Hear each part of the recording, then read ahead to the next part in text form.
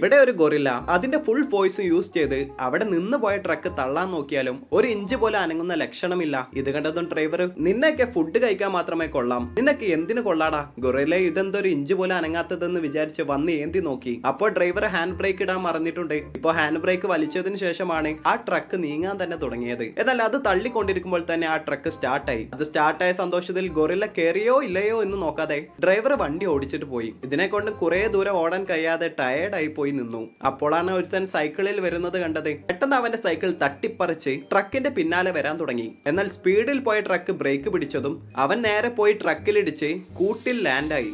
എന്തുകൊണ്ടാണ് truck stop ആയതെന്നാൽ tyre പഞ്ചറായിട്ടുണ്ട്. Driver എന്തൊക്കെ ചെയ്തിട്ടും അവനൊരു ടയർ പോലും മാറ്റാൻ അറിയില്ല.